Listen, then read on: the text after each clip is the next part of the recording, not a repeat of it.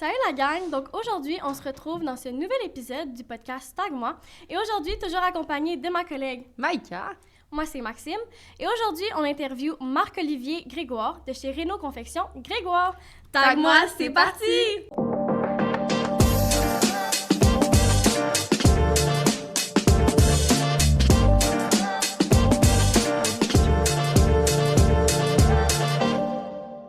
Bonjour, donc aujourd'hui, on est en compagnie de Marc-Olivier Grégoire de Renault Confection Grégoire. Ça va bien?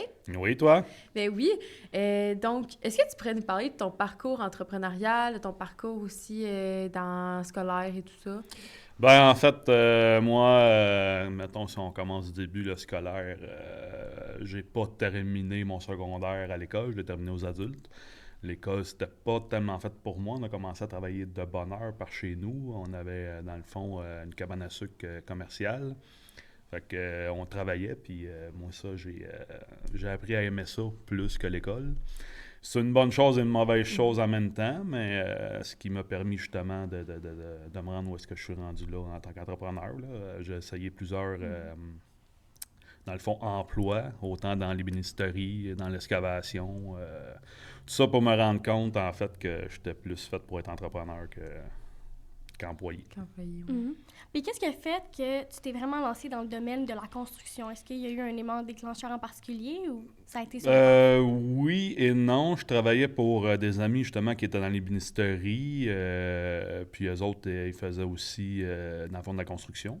Fait que j'ai appris dans le fond un peu avec eux autres dans le domaine. Puis j'ai bien aimé, comment je pourrais dire ça, tu touches un peu à tout. Fait que tu n'es jamais tout le temps à faire la même chose. Fait que je trouvais ça intéressant. Puis en même temps, c'était un défi aussi, là. Mais c'est clair. Mhm. C'est quoi les principaux services que Renault Confection Grégoire propose? En fait, on propose la vente, l'installation de rampes en aluminium, de balcons de composite, fibre de verre, aluminium. On fait aussi du revêtement extérieur, de la rénovation générale, puis de la sous-traitance pour certaines compagnies aussi. Merci à La Source Bénordique à Radune de commanditer notre podcast. La Source vous offre une expérience thermale complète, des massages et des soins esthétiques. Si tu as besoin de te détendre, c'est la place. Sinon, tu sais, exemple, pour revenir à ce que tu disais plus tôt, tu sais, que t'aimes que ce soit pas tout le temps la même chose que tu fais et tout, est-ce que tu t'es rendu compte que tu aimais ça parce qu'avant, tu as déjà eu un métier qui était plus routinier? Puis, Oui, justement, dans le domaine de l'ébénisterie, c'était plus une ébénisterie, mettons, comment je pourrais dire ça, commerciale, mettons, tu sais, avec une CNC, c'est une grosse machine qui découpe tous les modules, tous les côtés de modules. Fait que c'était un peu routinier, mettons, là, comme job. En dedans, j'aimais pas tant ça. J'ai essayé aussi pour une compagnie, dans le fond, qui faisait des vérins hydrauliques aussi. Mais tu sais, une shop en dedans, c'était pas fait pour moi, en fait. mhm. Ça me prenait de l'extérieur, ça me prend du monde à qui je parle. Fait que c'est pour ça que ça m'intéressait plus, en fait, là. Mhm. Puis sinon, exemple, la construction pour toi, parce qu'il y a beaucoup de personnes qui disent qu'il n'y a pas vraiment de défi, que c'est facile. Est-ce que c'est quelque chose que tu es d'accord avec ça ou non? Moi, je dirais que non, parce que, en tout cas, dans la rénovation, il y a toujours un défi à prévoir, parce que rarement, ça va comme on veut, en fait, là. Tu sais, des fois, tu défais quelque chose, tu fais « Eh là là, comment ça a été construit? Pourquoi? » Mais Là, il c'est faut que ça. tu rectifies le problème, là. Mhm. Fait que, Ok. c'est sûr que dans de la neuve, il y a, tu sais, les gens, c'est un peu comme le même principe, c'est routinier, tu montes un mur, fait que, tu sais, c'est toujours semblable, là, sans être pareil, là, mais tu sais, j'en fais pas de neuf, justement, parce que je préfère la rénovation, là.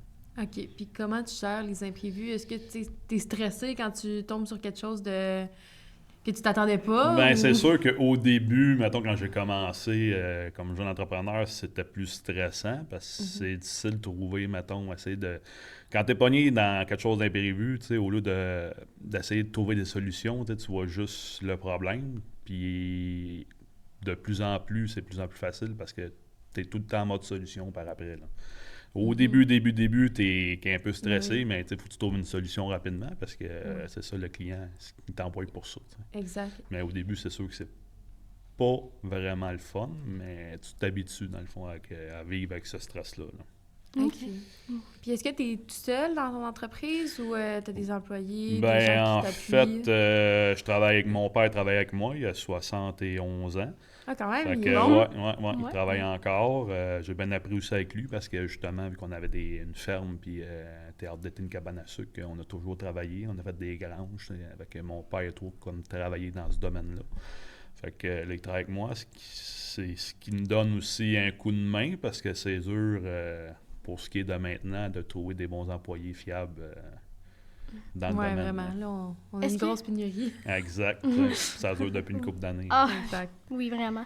Est-ce que sinon, c'est ton père qui t'a inspiré dans ce domaine-là que tu es aujourd'hui? Dans le domaine, comment je pourrais dire ça? Dans le domaine principalement, non. Mais, tu sais, comme je disais, tu sais, j'ai travaillé pour des amis qui étaient dans ce domaine-là. Fait que je pense que c'est plus eux autres tu sais, qui m'ont amené à m'intéresser à ça, tu sais, là. Même si au début, tu sais, moi, je pourrais dire, tu sais, je suis pas parti puis je connaissais tout non plus, là. Fait que c'est ça qui était un peu plus épeurant, si on veut dire, là, tu sais, quand que tu sais pas tout au complet. De la rénovation, c'est pas comme de la maison neuve, là. Tu sais, quand Non. tu commences quelque chose, tu sais pas où est-ce que ça va arrêter des fois, là. Puis des fois, pour vrai, ça peut faire peur, là. Quand tu défais un mur, exemple, puis que le mur est pourri, t'en as ça au client, c'est assez ordinaire, autant pour lui que pour nous autres, parce que c'est pas la même job, là. Ouais, c'est sûr. Mais Fait c'est que, pour pouvoir tu sais, gérer toute cette pression-là, comme tu dis, quand tu sais, ça fait peur, j'imagine que tu dois être quelqu'un qui est bon pour rester calme en cas de pression, gérer bien ton stress. devant le client, oui. Quand tu es tout seul, c'est Tu capotes différent. un peu. C'est différent, mais c'est comme tout le monde, dans le fait. Il faut que tu apprennes à vivre avec ça. Puis, il faut que tu sois en mode solution. C'est ce qui, au début, c'est ça qui était plus compliqué. Parce que, justement, là, tu essaies il faut que, devant un client, dans le fond, faut que tu essaies de le calmer puis de le rassurer. Quand C'est- en même temps, toi-même, ça Exactement. bouille à Fait que, l'intérieur. tu sais, Ouais. ça, c'est plus compliqué. Mais tu sais, comme je dis à ça aux clients, tu sais, des rénovations, on ne sait pas sur quoi tomber. Fait que, des fois, il ne faut pas faire le saut. Mais tu sais, il y a des choses que tu peux voir d'avance, mettons, mais il y a des affaires que des fois, tu peux pas voir à moins que tu le défasses. Tu sais. Puis est-ce que ça t'est déjà arrivé d'ouvrir un mur, puis là, d'avoir quelque chose de vraiment...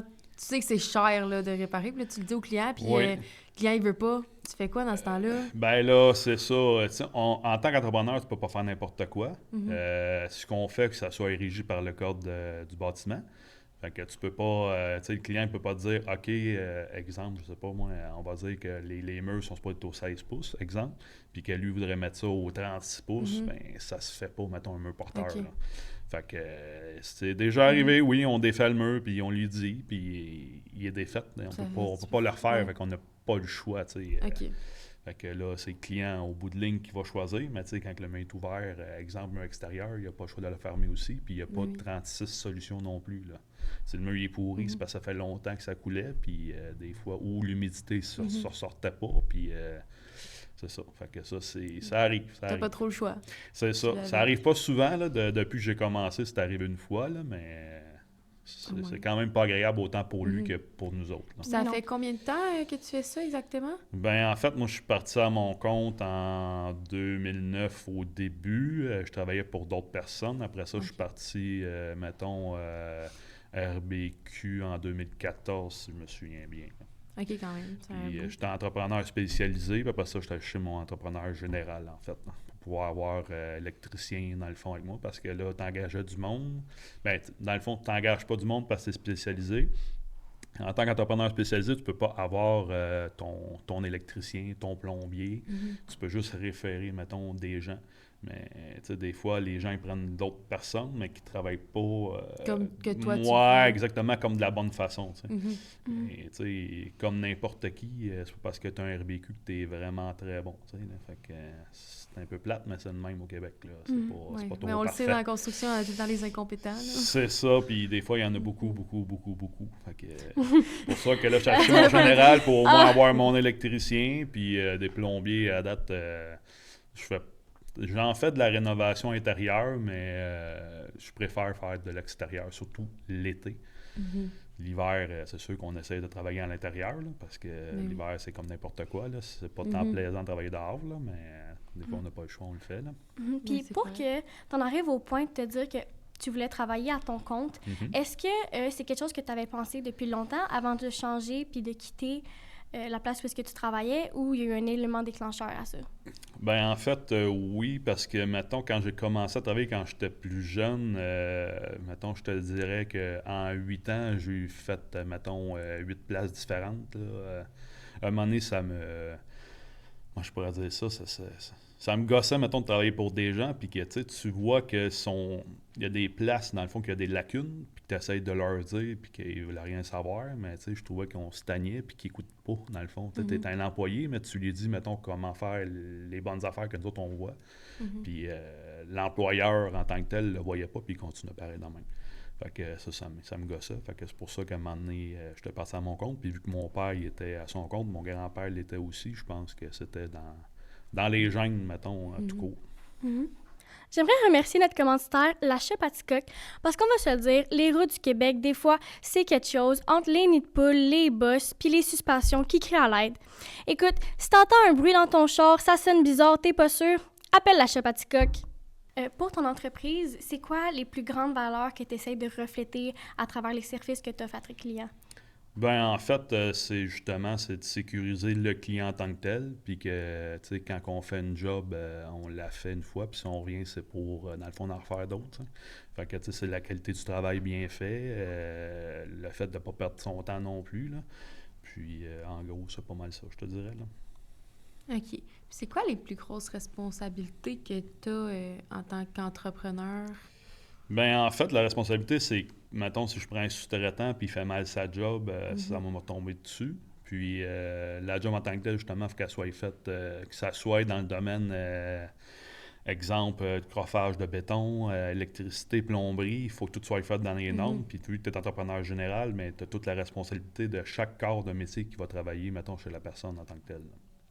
OK. Puis des fois, est-ce que tu aimerais que ça repose pas sur tes épaules, là, ces responsabilités-là? Ah, c'est sûr que oui, des fois, ça difficile, serait mieux.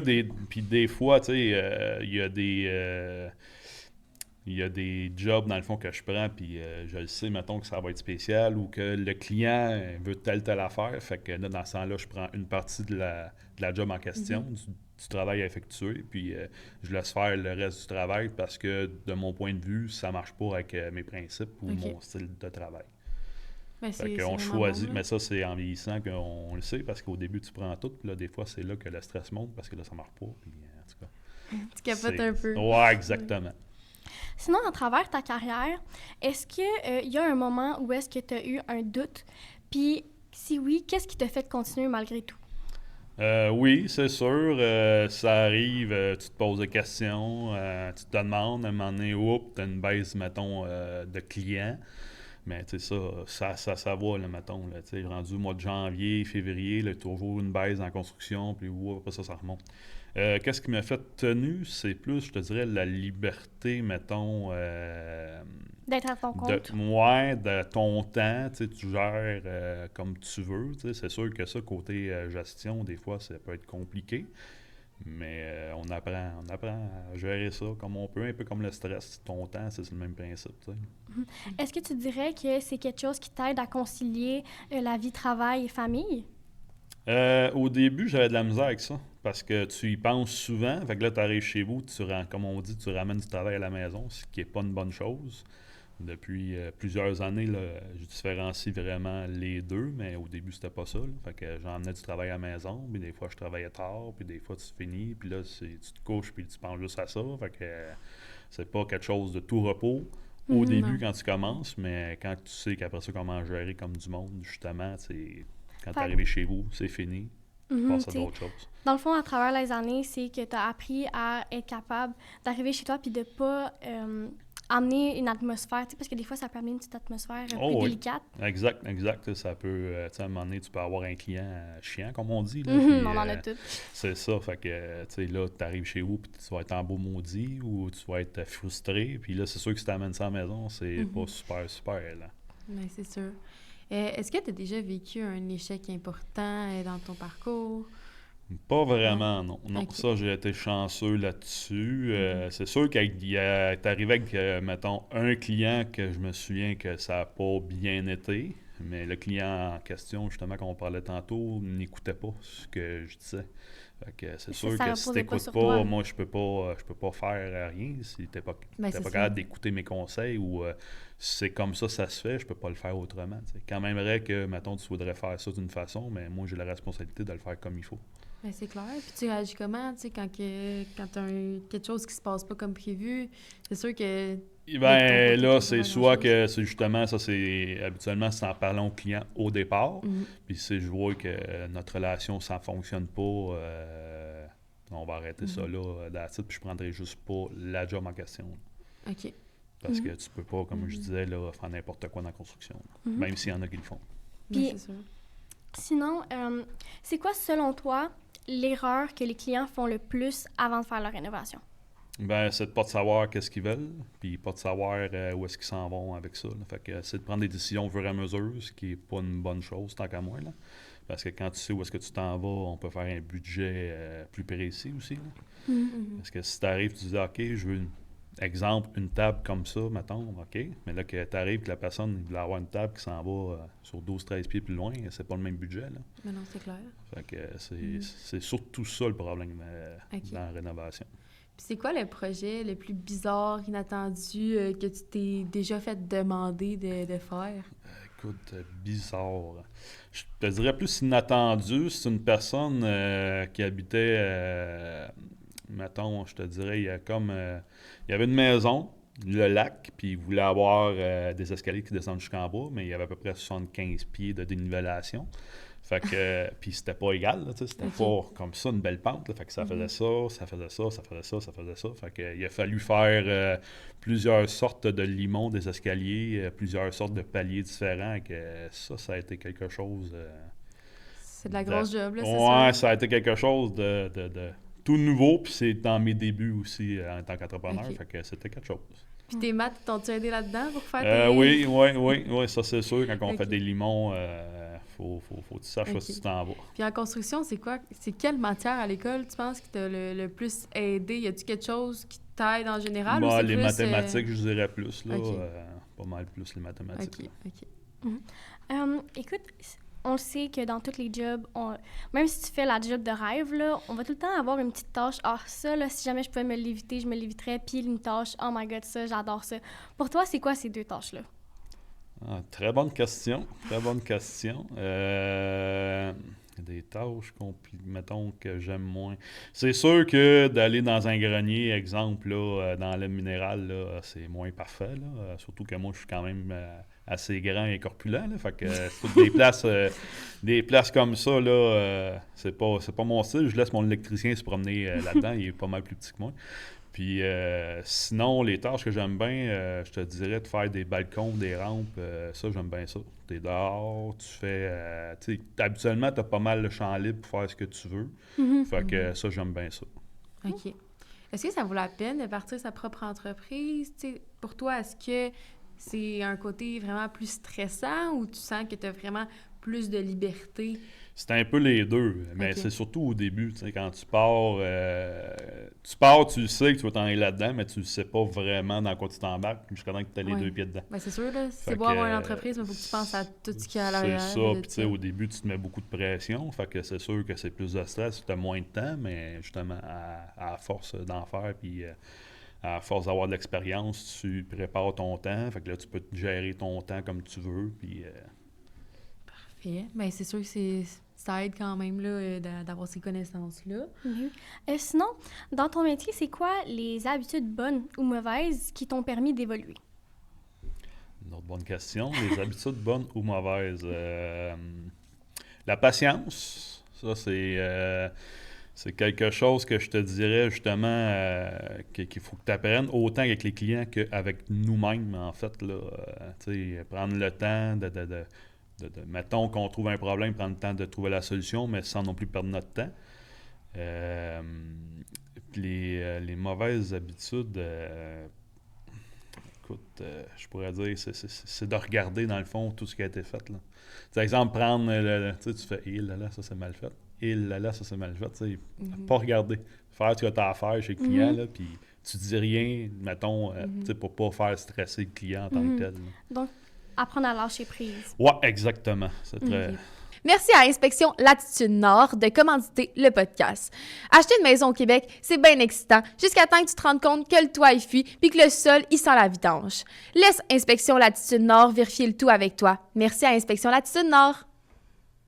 Puis, écoute, aussi, selon toi, c'est quoi les qualités les requises pour faire la job que tu fais? Tu sais, c'est quoi une compétence que quelqu'un devrait absolument avoir? Une compétence... Une compétence, On qualité. t'en pose une bonne, là. Ouais, une compétence, ben, je te dirais... Une très bonne question, là. Donne-moi 2 petites minutes, mais Mais écoute, sinon, on peut y On peut y revenir plus revenir, tard. ouais. Là. OK, ouais. Compétence. Sinon, quel conseil que tu donnerais à quelqu'un qui veut se lancer en entrepreneuriat dans ton domaine? Ben, qui prenne son temps justement pour acquérir des connaissances. Puis s'il peut justement apprendre d'un autre entrepreneur, c'est encore mieux.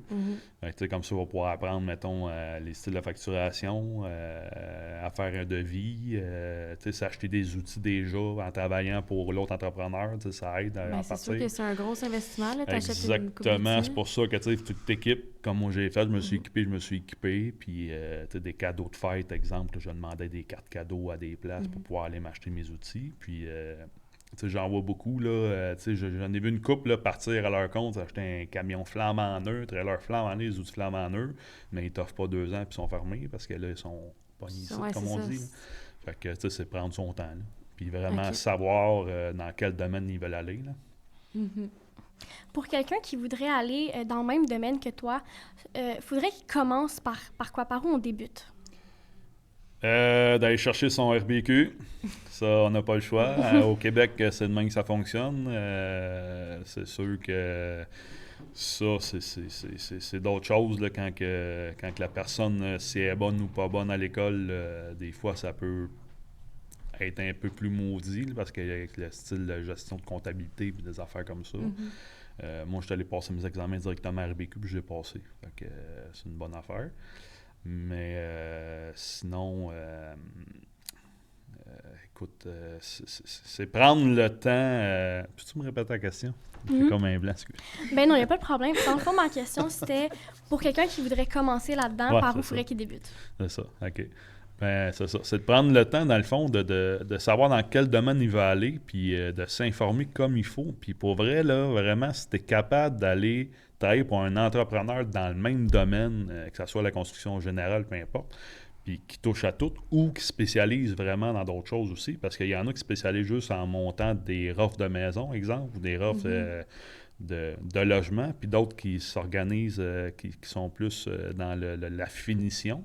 Fait que s'il veut faire un ou l'autre, ou quelqu'un qui touche à tout, qui prenne le temps d'aller prendre l'expérience avec cette personne-là, puis même en lui disant que lui, il veut partir à son compte, fait que lui, il va pouvoir l'aider beaucoup dans ce domaine-là aussi, puis il va pouvoir être sous-traitant pour cette même personne aussi. Ben, c'est ce que je ferais moi. C'est ce que j'aurais dû faire même au début, tu sais. Bien, Ok. c'est sûr qu'on apprend. Pour quelqu'un, en fait, pour toi qui es un gestionnaire d'entreprise, c'est quoi qu'il faut que tu portes le plus attention à?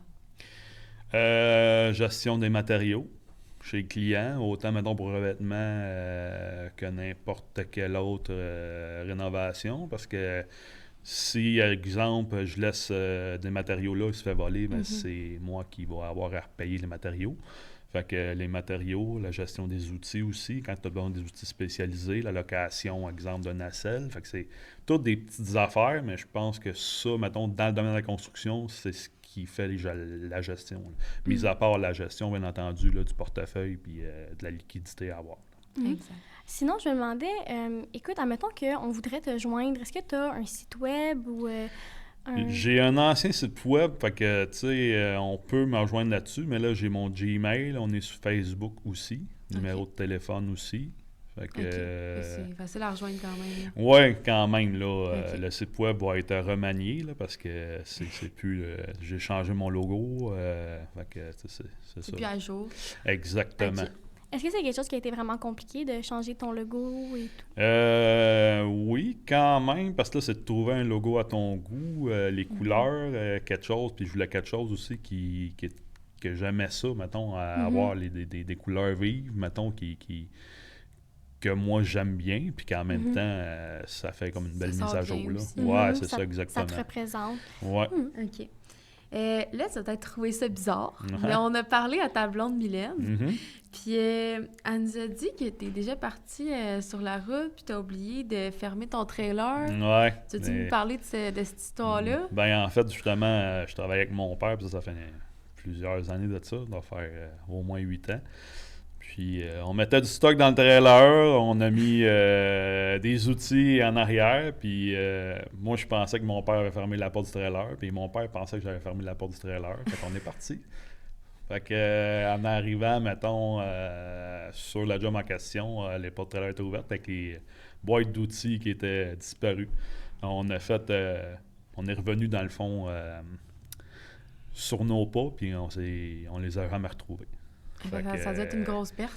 Ouais, quand même. Il a fallu une couple de mille à repayer. Puis ça, c'était assez ordinaire. Une grosse erreur. Ça a été assez ordinaire. Puis ça a scrappé comme la journée de job. Parce que là, la plupart des outils étaient partis. Mais tu sais, le pire, c'est qu'après, tu te dis c'est évitable. Ouais, tout à fait. Mais c'est ça. Ça c'est tellement... c'est tellement...